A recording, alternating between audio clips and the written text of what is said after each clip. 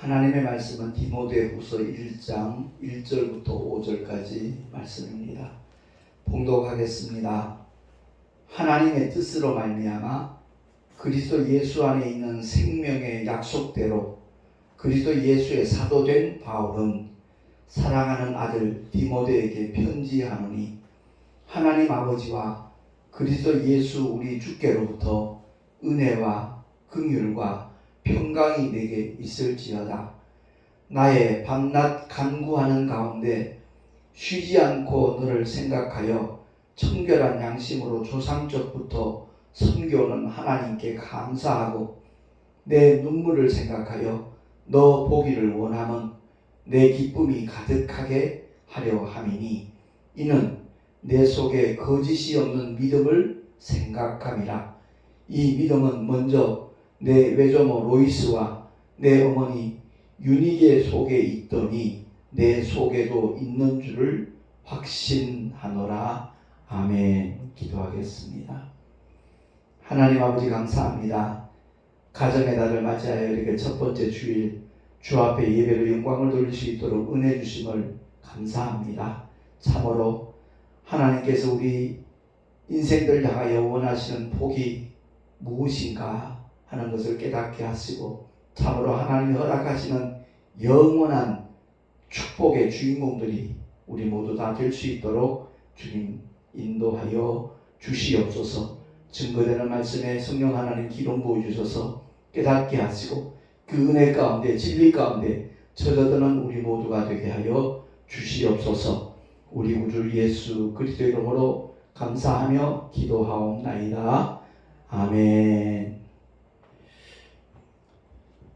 5월은 참 모든 가족들이 즐거워하는 날이면서도 어떤 면에서는 좀 부담스러워하는 그런 달이기도 합니다. 여러 가지 기념일들이 있잖아요. 어린이날을 시작으로 해서 어버이날, 그리고 스승의 날, 또 부부의 날, 이런 기념되는 날들이 많이 있다 보니까 서로 함께 즐거워하고 기뻐하고 그래야 되는데, 현실적인 문제 때문에 때로는 부담스럽게 느낄 수 있는 그런 달이기도 합니다.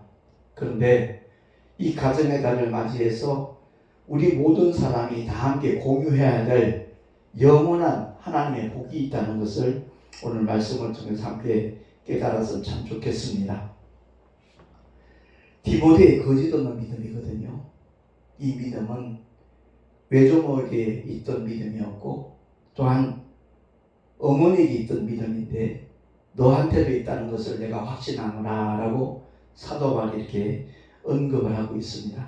그 믿음 때문에 늘 하나님 앞에 감사함으로 기도하고 있다는 것도 이렇게 알려주면서, 내 눈물을 생각하여 너 보기를 원하는 것은 내 속에 있는 기쁨이 너한테도 가득하게 하려 합니다 라고 그 바울의 속마음을 이렇게 비추고 있습니다. 사실 오늘날 부모들은 자녀들에게 많은 재산을 상속으로 남겨주기를 원하고 있습니다. 그렇지 않은 부모는 아마 거의 없을 겁니다. 근데 우리가 꼭 기억해야 될 문제들이 있어요. 그건 다름이 아니라 제 개인적인 경험의 경우, 우리 외가 쪽을 통해서 이렇게 살펴보니까 많은 재산을 상속해주는 일이 반드시 좋은 일만은 아니다 하는 것을 깨닫게 되더라고요.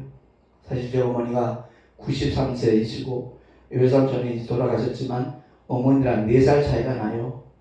89세이실 텐데 살아계시는, 유튜브에 보면 유명 인사입니다. 효암학원 최영국 이사장 이렇게 쳐도 되고, 시대의 어른이라고 쳐도 되고요, 건달 할배라고 쳐도 돼요. 그리고 거리의 철학자라고 치면 돌아가신 우리 최형국 외삼촌의 그 유튜브 동영상들이 쭉 열거되고 있습니다. 어떤 면에서 참 대단한 분이에요. 근데 또 다른 면으로 너무 참 안타깝고 딱하다는 생각이 드는 것이 다름이 아니라, 참 70년대 80년대까지 아마 그랬을 겁니다. 우리 대한민국 사람들은 난방 연료가 거의 다 구공탄 그랬죠. 석탄, 연탄으로 생활하던 그런 시대였기 때문에 저희 외조부께서 강원도 도계 그 삼척 도계에 있는 흥국탄광 경영자였어요. 그러니까 뭐 삼표연탄이게 했던 그 석탄 재료를 전부 다 공급하는 공급처가 뭐 완전히 이렇게 준비되어 있다 보니까 캐내는 대로 매출은 올라가는 것이고, 그러다 보니까 72년도는 우리나라에서 납세 2위가 될 만큼 많은 돈을 버셨어요. 우리 외삼촌하고 어머니를 이렇게 친남매지만 제가 개인적으로 이렇게 비교를 해보면 너무 극과 극이다 이런 생각이 들 때가 있더라고요. 사실 우리 외삼촌은 그 기업을 이어받아가지고 계속 이렇게 흥황케 하다가 나름대로 어떤 결단이 있었더라고요. 그 당시는 군사정권 시대다 보니까 실컷 벌어갖고 그 독재정권에 바치게 되는 거, 빼앗기는 거 원치 않는다. 아마 그런 마음이 들었던 모양이에요. 그래서 72년도에 그 흥국탄광을 다 정리를 하고 그 당시 재직하고 있는 직원들에게 예컨대 퇴직금이 한 1,000만 원 정도 된다면 3배, 4배를 그 직원들이 다 돌려준 거예요. 그 사회에 환원하겠다라는 그런 생각을 가졌던 것 같아요. 근데 왜 우리 어머니한테는 그런 재산을 나눠주지 않았을까 하는 아쉬움이 사실 굉장히 어릴 때는 많았었어요. 저희 어머니도 그런 얘기를 하더라고요. 만약 오빠가 살아있어서 내가 그런 인생은 살지 않았을 것이다. 아마 너무나 윤택하고 부유한 그런 넉넉한 삶을 살았을 텐데 하는 아쉬움을 토로하는 그런 얘기를 들은 적이 있거든요.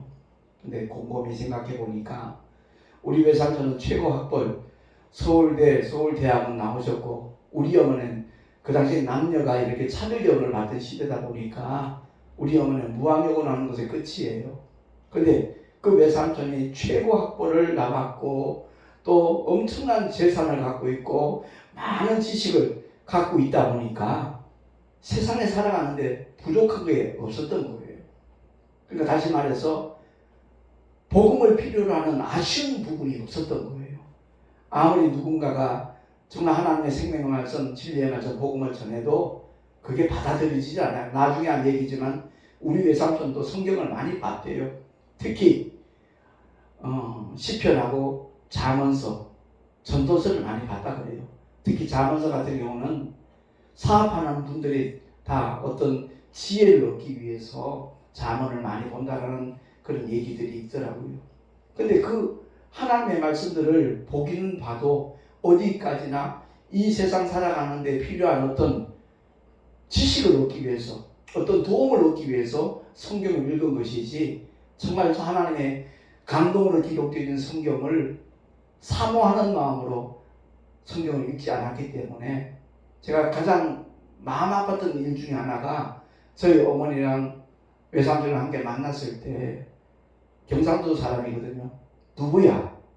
기용아. 왜 하필이면 서양미신을 믿냐?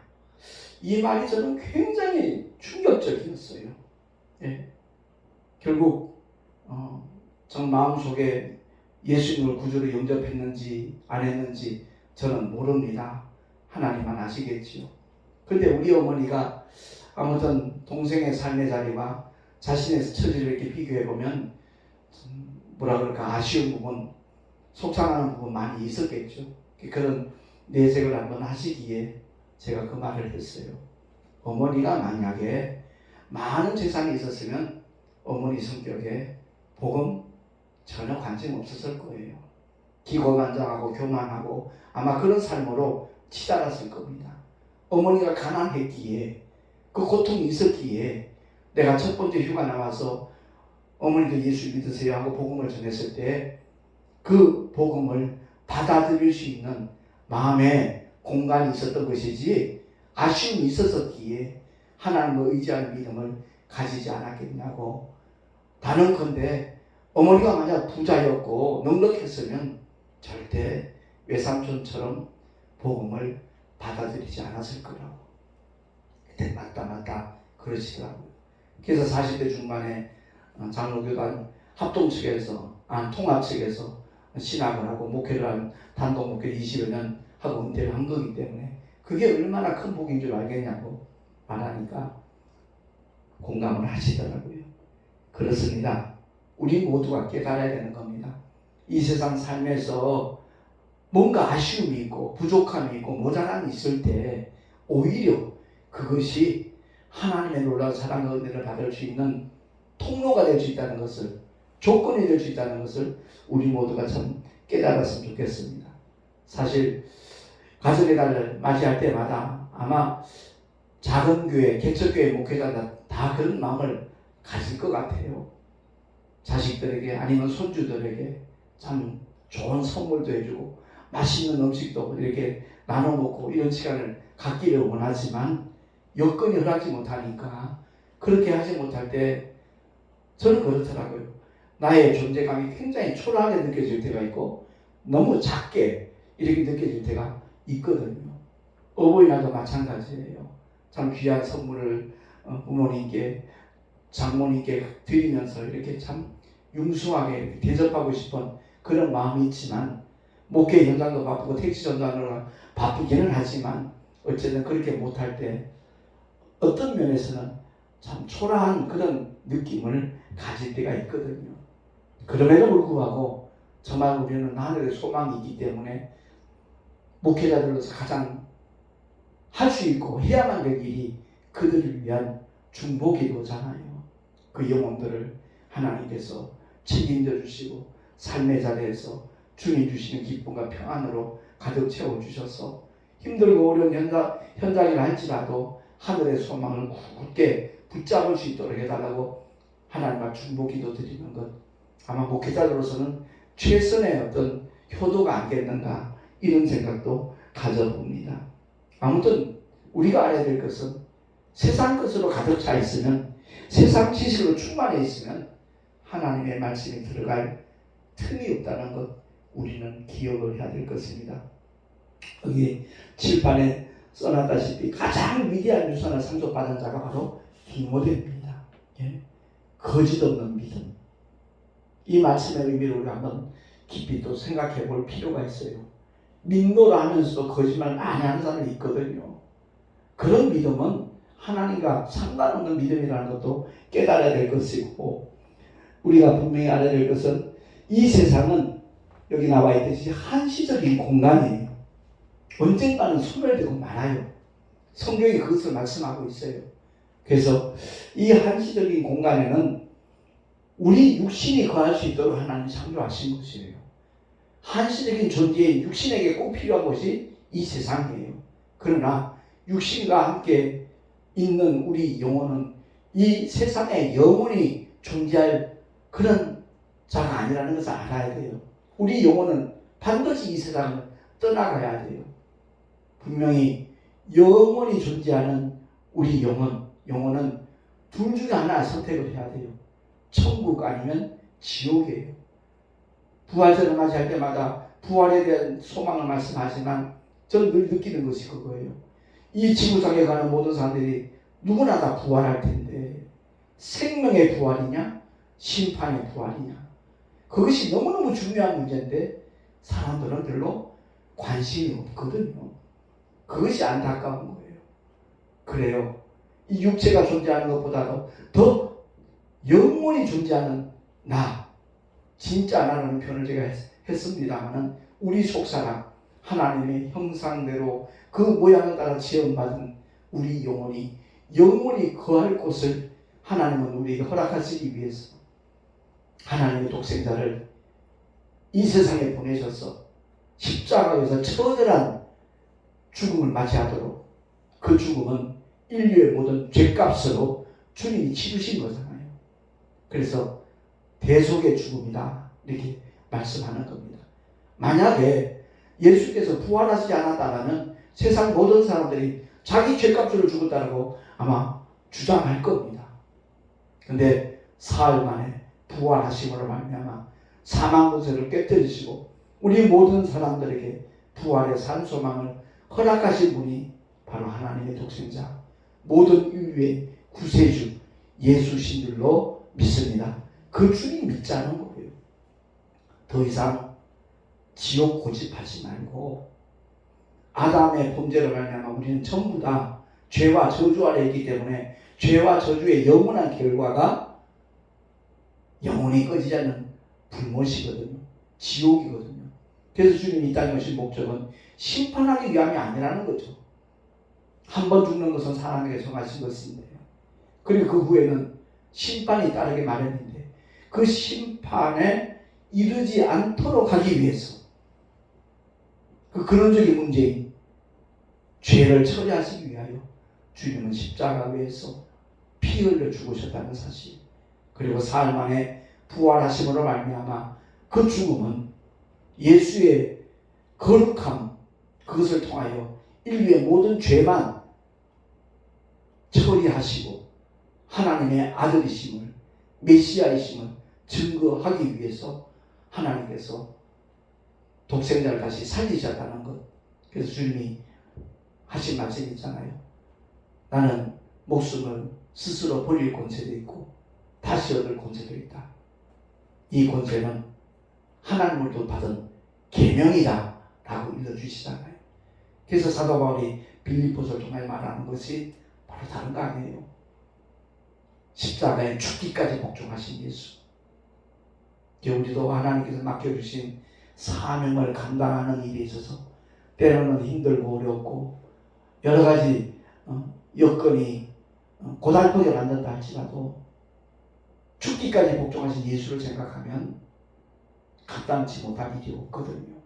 아무리 힘들고 괴롭고 외롭고 쓸쓸하고 고통스럽다 할지라도 주님의 십자가를 바라보면 괜찮아지는 하나님의 은혜가 우리에게 드디펴지는 줄로 믿습니다.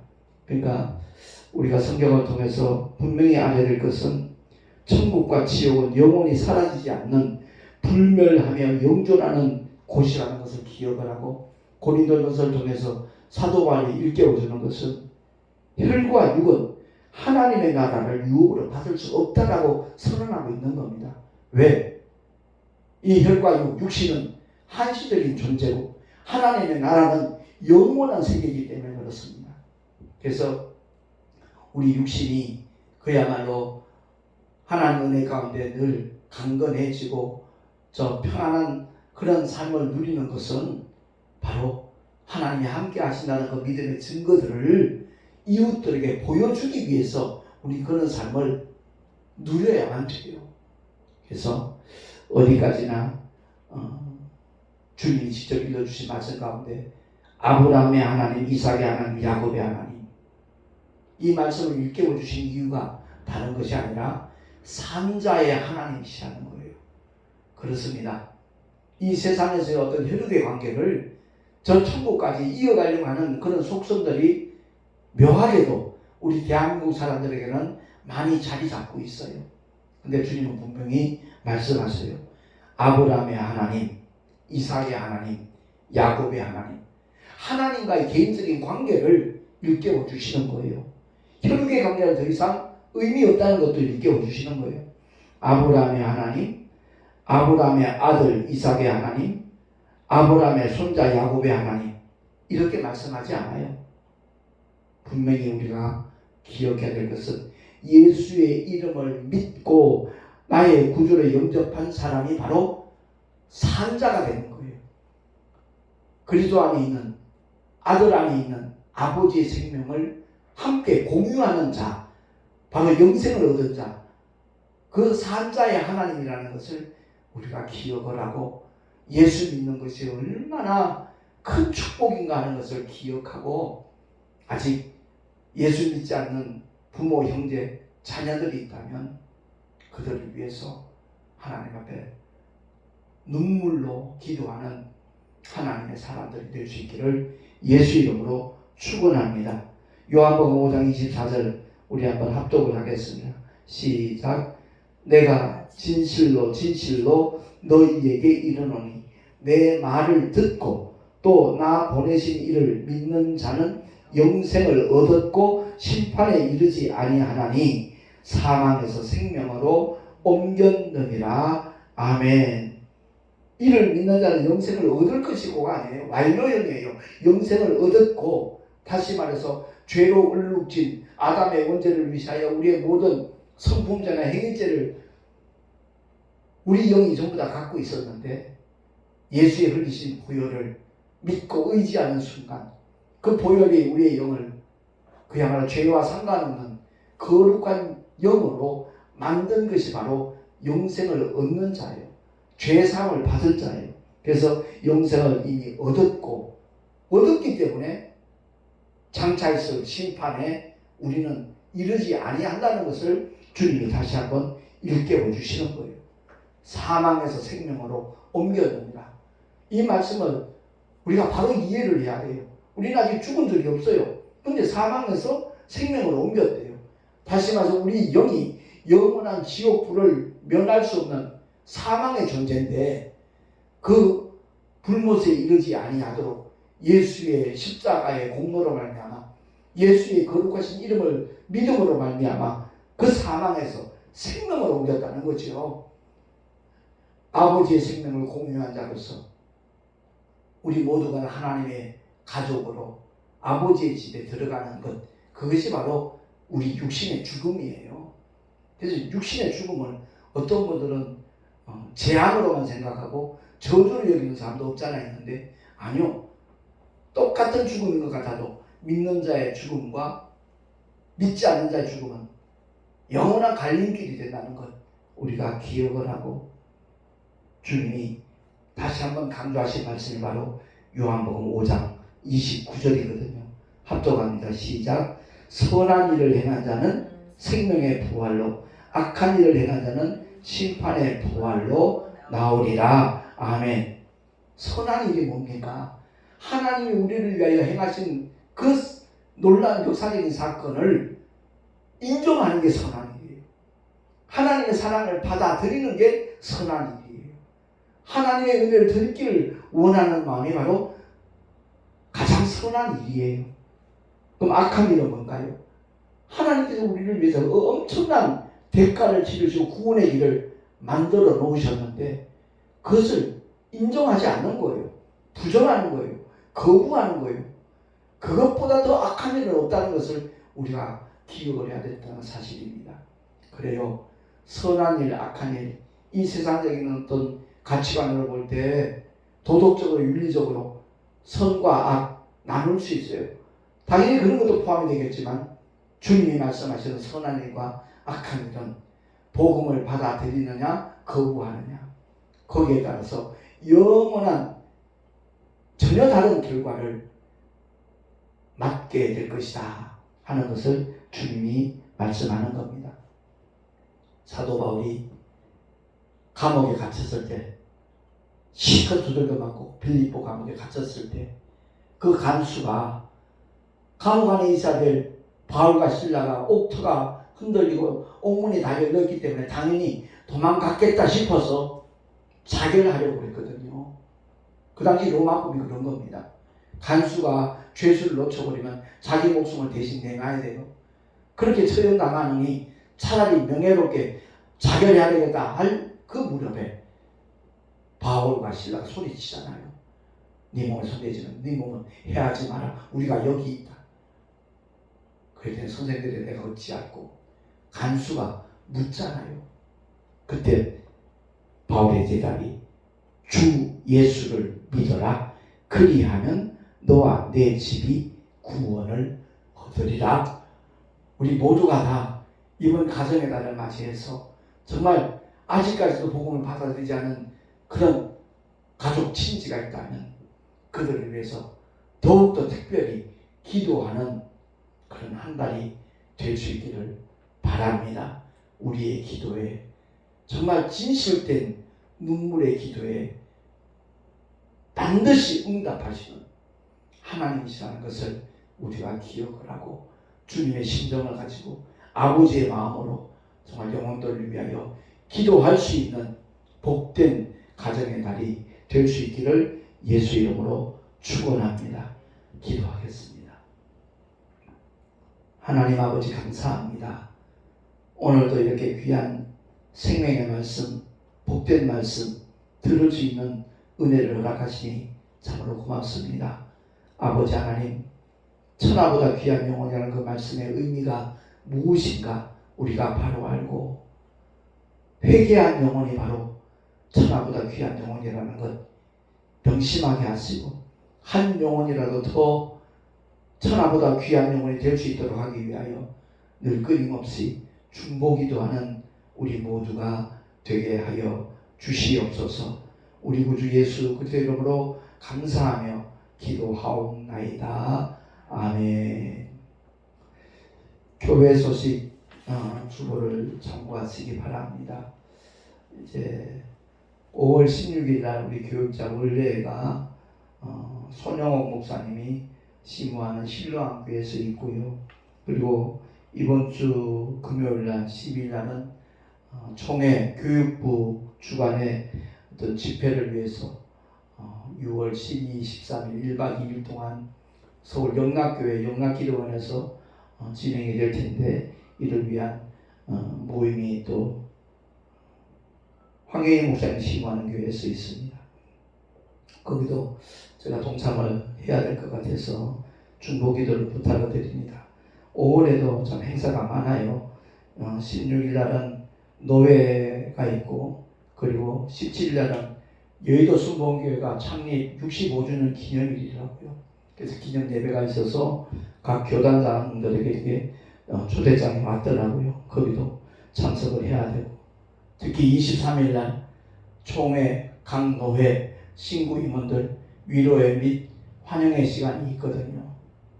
그날도 정말 많은 목사님들이 서로를 이렇게 더 정말 침묵하면서 단합할 수 있는 그런 날이 될 수 있도록 기도해 주시면 참으로 감사하겠고요. 28일 주일 밤에 이제 출발을 해서 6월 3일 날 귀국을 하게 될 텐데 몽골 선교대회 이를 위해서 정말 많은 기도 부탁을 드리겠습니다. 무엇보다도 정말 한 영혼에게라도 더 생명의 복음의 씨앗이 심겨지고 뿌려질 수 있도록 기도해 주시기 바라고 좋은 일기 하나님의 은혜 가운데 정말 어려움 없이 모든 대원들이 한 16명, 17명 다녀올 것 같습니다. 떠나는 순간부터 6월 3일 귀국하는 순간까지 그렇게 하나님께서 함께 책임져 달라고 보호해 달라고 중보기도 해주시면 좋겠습니다.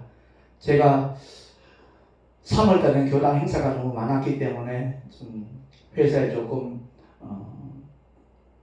보탬이 못된 그런 결과가 있어서 이달에는 정말 무슨 일이 있어도 정말 그 일에만 매진하려고 했던 이유 중에 하나가 또 몽골 선교대회 또 경비도 있고 여러 가지 문제를 제가 조금 무리해서 이달에 일을 하고 있습니다. 아무튼 건강 하나님께서 책임져 달라고 함께 기도해 주시면 더욱 감사하겠습니다. 드린 예물 위하여 봉헌 기도하고 축도로 예배를 마치도록 하겠습니다. 하나님 아버지 감사합니다. 참으로 기쁘고 즐거운 가정의 달입니다. 온 가족이 그리스도 예수 안에서 화목하게 하시고 아버지의 놀라운 사랑과 은혜를 한 사람도 빠짐없이 받아 누릴 수 있는 그런 생명의 역사가 가정의 달 모든 믿음의 가정마다 생겨날 수 있도록 주님 은혜 베풀어 주시옵소서. 주님 앞에 예배하며 귀한 예물 드렸습니다. 11조와 헌물을 기쁘시게 연락하여 주시고 아버지의 영광을 위하여 아버지의 뜻을 위하여 영혼 구원을 위하여 사용될 수 있도록 은혜 베풀어 주시옵소서. 드리는 손길들마다 복되게 하시고 하늘의 상급으로 쌓여지게 하시고 언제 어디서든지 주님이 함께 하시는 믿음의 증거들이 삶의 자리에서 나타나게 하여 주시옵소서. 우리 구주 예수 그리스도 이름으로 감사하며 간절히 축복하며 기도하옵나이다. 아멘. 이제는 우리 구주 예수 그리스도의 크신 은혜와 하나님 아버지의 영원하신 사랑하심과 보혜사 성령 하나님의 내주교통 인도하시가 축복하시니 참으로 가장 위대한 유산을 상속하리라 결단한 하나님의 사람들 머리 위에 그 가정과 자녀들과 경영하는 모든 일들과 믿음의 가정들마다 하나님께서 영원토록 함께 하옵시기를 우리 구주 예수 그리스도 이름으로 간절히 축원하옵나이다. 아멘.